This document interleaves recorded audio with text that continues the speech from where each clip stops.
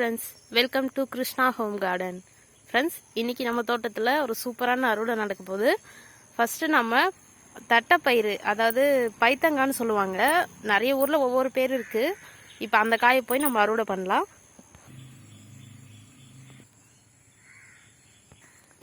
Friends, இங்கே இருக்கிறது தான் அறுவடை பண்ண போகிறோம். பாருங்கள், எல்லாமே நல்லா படர்ந்து வளர ஆரம்பிச்சிருச்சு. இது வந்து தனித்தனியாக எந்த விதை எங்கே போட்டேன்னு எனக்கு ஞாபகம் இல்லை. இதில் வந்து செடி தட்டை கொடி தட்டைன்னு 2 டைப்பில் போட்டேன்.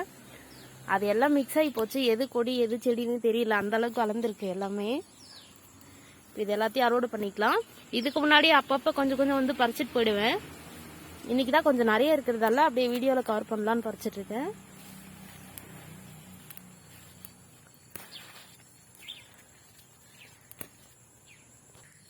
பாருங்கள் ஃப்ரெண்ட்ஸ், இவ்வளோ காய் அறுவடை பண்ணியிருக்கோம். ஒரு வீட்டுக்கு அவிச்சு சாப்பிட்றதுக்கு தேவையான அளவு காய்கறி. இப்போ வந்து நல்லா மழை பெஞ்சிட்ருக்கு. நல்லா சோன்னு மழை பெய்யும் போது இதை அவிச்சு சுட சுட சாப்பிட்டோம்னா சூப்பராக இருக்கும். இப்போ நம்ம அடுத்ததாக சொரக்காய் அறுவடை பண்ணிடலாம். ஃப்ரெண்ட்ஸ், இப்போதைக்கு சொரக்காய் எங்கெங்கே இருக்குன்னு ஃபஸ்ட்டு நம்ம பார்த்துக்கலாம். இப்போதைக்கு என் கண்ணுக்கு 2 சொரக்காய் நல்லா அறுவடை பண்ணுற ஸ்டேஜில் இருக்குது. அதை 2 மட்டும் இப்போ பறிச்சிக்கலாம்.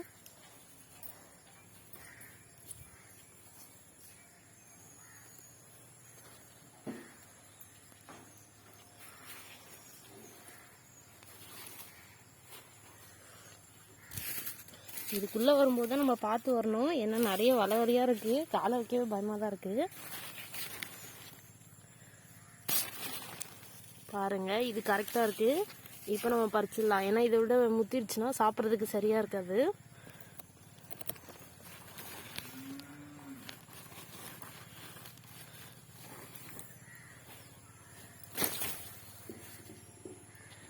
கூடவே ஒரு பீர்க்கங்காய் இருக்குது, அதையும் பறிச்சுட்டு போயிடலாம் கையோட.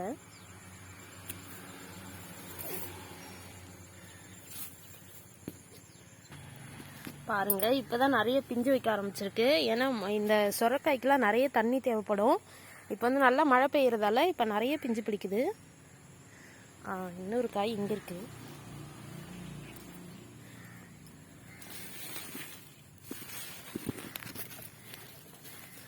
ஓரளவு சைஸ் வந்துருச்சு. இதையும் பறிச்சுக்கலாம். நாம கொஞ்சம் பிஞ்சா பறிச்சோன்னா நம்ம தோலை வந்து சீவி எடுக்க வேண்டிய அவசியம் இல்லை, அப்படியே சமைக்கலாம். கொஞ்சம் முத்திடுச்சுன்னா தோலை எடுத்து தான் ஆகணும். இப்போ இந்த ஸ்டேஜில் எடுக்கும்போது நம்ம தோலோடையே சமைக்கலாம்.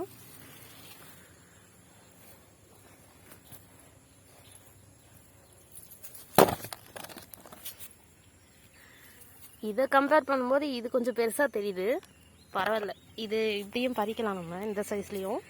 இப்போ நம்ம அடுத்ததாக கத்திரிக்காய் பறிச்சிடலாம். ஃப்ரெண்ட்ஸ், இது நம்ம தோட்டத்திலே ரொம்ப ஸ்பெஷலான ஒன்று. இதை நான் விதைக்காக விட்டுருந்தேன்னு இதுக்கு முன்னாடி ஒரு வீடியோவில் சொல்லியிருப்பேன். ஆனால் இதை விதைக்காக விட முடியாது. ஏன்னா இங்கே பாருங்கள், ஒரு பூச்சி ஓட்டை போட ஆரம்பிச்சிருச்சு. அதனால் இது நம்ம பறித்து தான் ஆகணும். நான் ரொம்பவே ஆசையாக இருந்தேன். இவ்வளோ பெரிய காய், அழகாக ஷேப்பும் நல்லா இருக்குது. இதை விதைக்கி விட்டால் நல்லா இருக்கும்னு நினச்சேன். நல்லா தான் இருந்தது காயும். இந்த பூச்சி ஓட்டை போடாமல் இருந்திருந்தால் இதை நம்ம விதைக்காக விட்டுருக்கலாம். அதனால் இப்போ இதை பறித்து தான் ஆகணும். பறிச்சுட்டு உங்களுக்கு காட்டுறேன். பாருங்கள் ஃப்ரெண்ட்ஸ், பறிச்சுட்டேன். இப்போ மழை ஆரம்பிச்சிடவே நிறைய பூச்சி தொல்லையாக இருக்குது. இப்போ பாருங்கள், இன்னொரு கத்திரிக்காய் வேஸ்ட் ஆகிடுச்சு. இப்போ இது ஒன்று மட்டும் நம்ம எடுத்துகிட்டு போகலாம்.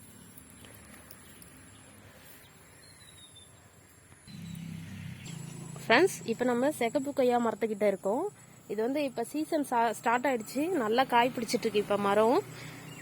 இப்போ அடிக்கடி டெய்லியும் வரும்போது இங்கே வந்து பறிச்சுட்டு போயிடுவேன் காயை. இன்றைக்கி எவ்வளோ இருக்குன்னு பார்ப்போம்.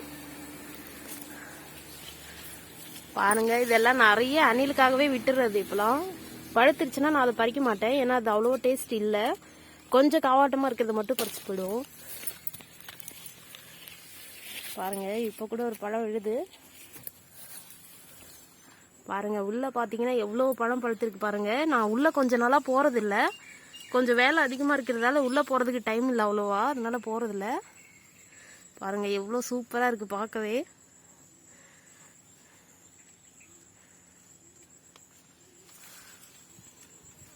இப்போ இந்த சைடில் இருந்தபடியே எவ்வளோ எட்டுதோ அதை மட்டும் பறிச்சுட்டு போயிடுவோம். பாருங்கள், அப்படியே ஒரு கொத்தா செங்காயாக இருக்குது எல்லாமே.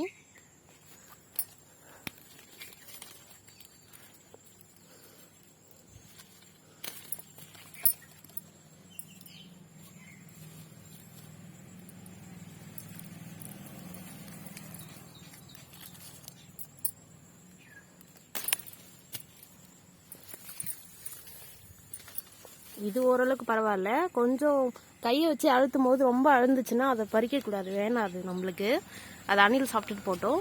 அதில் அவ்வளோவா டேஸ்ட் இருக்காது. இதுவே நாட்டு கொய்யாவாக இருந்தால் பழுத்தாலும் அது டேஸ்ட்டாக இருக்கும். இது வந்து சிகப்பு கொய்யா, அதனால இதில் இந்த அளவில் பறிச்சாதான் நாட்டு கொய்யா டேஸ்ட்டில் வருது. ஃப்ரெண்ட்ஸ், இங்கே தான் நம்ம குட்டி ரோஜா தோட்டம் இருக்குது. இங்கே வந்து ஒரு 5-6 செடி இருக்குது இந்த இடத்துல. இங்கே பாருங்கள், இது வந்து இது எல்லாமே பச்சை பயிறு. இது வந்து மண்ணில் நைட்ரஜனை நிலைநிறுத்துங்கிறதால இங்கே விதைச்சி விட்டுருக்கேன். இது விதைச்சதுக்கப்புறம் ரோஜா செடியில் நல்லா துளிர் பிடிச்சது.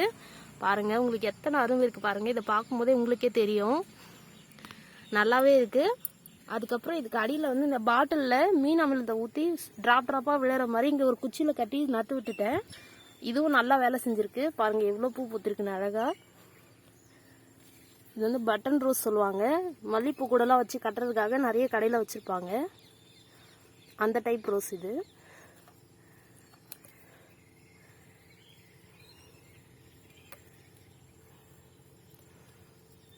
இப்போ நம்ம ரோஸு பூக்க பூக்க பறிச்சுக்கிட்டே இருந்தால் தான் இது நிறைய துளிர் பிடிச்சி பெருசாக வளரும் செடி. இல்லைன்னா இந்த பூவோடையே நின்று போயிடும். ஃப்ரெண்ட்ஸ், இது நம்மளோட தோட்டத்தில் இருக்கக்கூடிய காஸ்மோஸ் செடி. பாருங்கள், பார்க்கவே ரொம்ப அழகாக இருக்குது. இது வந்து நேற்று இன்னும் நிறைய பூ இருந்தது. நேற்று நல்ல மழை பெஞ்சதால எல்லாம் கொட்டி போயிடுச்சு. அடுத்ததாக இது துளுக்கு சாமந்தி, மேரிகோல்டு சொல்லுவாங்க. இது எல்லா தோட்டத்துலேயும் அவசியம் இருக்க வேண்டிய செடி. ஃப்ரெண்ட்ஸ், அடுத்ததாக நீங்கள் பார்த்துட்டு இருக்கிறது நம்மளோட பிளாக் ரோஸ் செடி. இப்போ தான் நல்லா வளர ஆரம்பிச்சிருக்கு, நிறைய மொட்டு வைக்குது இப்போ தான். இதுக்கு நான் என்னெல்லாம் ட்ரிக்ஸ் ஃபாலோ பண்ணுறேன்னு அடுத்ததாக ஒரு வீடியோவில் சொல்கிறேன், ரோஸ் செடி பராமரிப்பை பற்றி. இப்போதைக்கு இந்த பூவை மட்டும் பறிச்சுப்போம். அடுத்ததாக நம்ம பார்க்குறது நம்ம கார்டனில் இருக்கக்கூடிய ஹைப்ரிட் செம்பருத்தி செடி. நிறைய பேர் செம்பருத்தியில் இருக்கிற பிரச்சனை என்ன சொல்கிறாங்கன்னா, பூ வந்து அதிகமாக மொட்டு அப்படியே கொட்டி போயிடுது, நிறைய மொட்டு வைக்குது ஆனால் கொட்டிடுதுன்றது தான் நிறைய பேரோட பிரச்சனையாக இருக்கும். நம்ம செடியை நடவு பண்ணுறப்ப போகிற உரத்தோடு அப்படியே விட்டுருவோம். நம்ம அடிக்கடி செடிக்கு கரெக்டாக உரம் கொடுத்தனாலே அந்த மாதிரி பிரச்சனைலாம் வராது. அப்படி வந்ததுன்னா இந்த செடிக்கு வந்து தண்ணியில் கொஞ்சம் பெருங்காயத்தை கலந்து ஊற்றினா அந்த மொட்டு கொட்டுற பிரச்சனை இருக்காதுன்னு நிறைய பேர் சொல்கிறாங்க. நானும் பயன்படுத்தி பார்த்துருக்கேன். இந்த செடியும் ஆரம்பத்தில் அப்படி தான் இருந்தது. இப்போ சரியாகி நல்லா பூத்துட்ருக்கு. பாருங்கள், நேற்றுக்கு 3 பூ பூத்துருக்கு. பார்க்கும்போதே தெரியும் இதெல்லாம் நேத்திய பூ. ஃப்ரெண்ட்ஸ், இப்போ நம்ம அடுத்ததாக பார்த்துட்டு இருக்கிறது வந்து நம்ம தோட்டத்தில் இருக்கக்கூடிய ஆப்கான் அத்தி. இது வந்து அத்தி செடி. இதில் ஒரு வெரைட்டி, இதோட பேர் என்ன சொன்னாங்கன்னா ஆப்கான் அத்தின்னு சொன்னாங்க. பாருங்கள், ரொம்ப சின்ன செடியாக தான் வச்சுருந்தோம். ரொம்ப சூப்பராக வளர்ந்துட்டுருக்கு. இப்போ நம்ம தோட்டத்தில் மழை பெஞ்சிருக்கிறதால எல்லா கிளையிலையும் துளிர் பிடிச்சிருக்கு. பாருங்கள், பார்க்கவே ரொம்ப அழகாக இருக்குது. பாருங்கள், இது ஓரளவுக்கு சின்ன இலை தான், இதை விட பெரிய இலைலாம் கூட இருக்குது. இதோ பாருங்கள், இந்த இலையை என்னோட கையை வைக்கிறேன் பாருங்கள், அதை விட எவ்வளோ பெரிய இலையாக இருக்குது பாருங்கள். இது ஒரு ஆள் போட்டு இலையை போட்டு சாப்பிட்லாம் போல இருக்குது. இதை பாருங்கள் எவ்வளோ பெருசு இருக்குன்னு. சூப்பராக இருக்குல்ல ஃப்ரெண்ட்ஸ். இது எல்லாத்துக்கும் காரணம் நம்ம தோட்டத்தில் அடிக்கடி பயன்படுத்துகிற இயற்கை உரம் தான் காரணம். நான் வெறும் சாண எருவை தான் பயன்படுத்துகிறேன். அப்பப்போ மீன் அமிலம், பஞ்சகாவியம் இதெல்லாம் கலந்து கொஞ்சம் கொஞ்சம் ஊற்றி விடுவேன். அவ்வளோதான். பாருங்கள் எவ்வளோ சூப்பராக வளருதுன்னு. இப்போ நீங்கள் பார்த்துட்டு இருக்கிறது நம்ம தோட்டத்தில் இருக்கக்கூடிய காந்தாரி மிளகாய் செடி. பாருங்கள் எவ்வளோ மிளகாய் இருக்குது பாருங்கள். இதெல்லாம் முக்கால்வாசி செடி நான் நடவு பண்ணதில்லை. இங்கே வந்து நான் 2 செடி தான் நட்டிருந்தேன். ஆனால் இப்போ இங்கே பார்த்தா ஒரு 10 செடிக்கு கிட்டத்தட்ட இருக்குது. இது எல்லாமே தானாக குருவிங்க போட்ட விதையால் முளைச்சது. காலையில் நம்ம வந்து பார்த்தோன்னா நிறைய சிட்டுக்குருவி வந்து இந்த மிளகாயை சாப்பிட்டுட்ருக்கோம். ரொம்ப காரமான மிளகாய் தான், ஆனால் அந்த குருவியெல்லாம் எப்படி சாப்பிடுதுன்னே தெரியல. நிறைய கொறிச்சு வச்சுருக்கோம். அது அங்கங்கே போகிற விதையால் முளைச்ச செடி தான் இவ்வளவும். பாருங்கள் ஃப்ரெண்ட்ஸ், இப்போ நீங்கள் பார்க்குற செடி கிட்டத்தட்ட என்னோட உயரத்தில் இருக்குது. இதுவும் தானாக விதை விழுந்து முளைச்சது தான். இப்போ இங்கே ஒரு கத்திரிக்காய் இருக்குது, அதை மட்டும் பறிச்சுட்டு போயிடலாம். இது வந்து நல்லா நீட்டு கத்திரி. கொஞ்சம் நோய் தாக்கம் இருந்ததால் இப்போ குட்டி குட்டியாக தான் காய்க்குது. இனிமேல் வர்றது பெருசாக வரும்.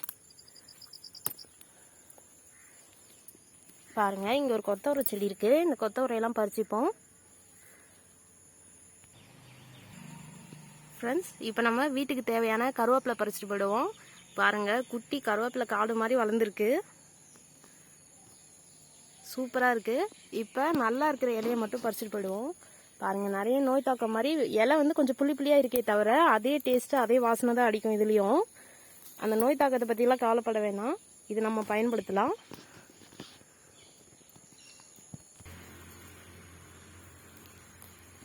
இப்போ நம்ம அடுத்ததாக இங்கே இருக்கக்கூடிய வெண்டைக்காயெல்லாம் பறிச்சிடுவோம்.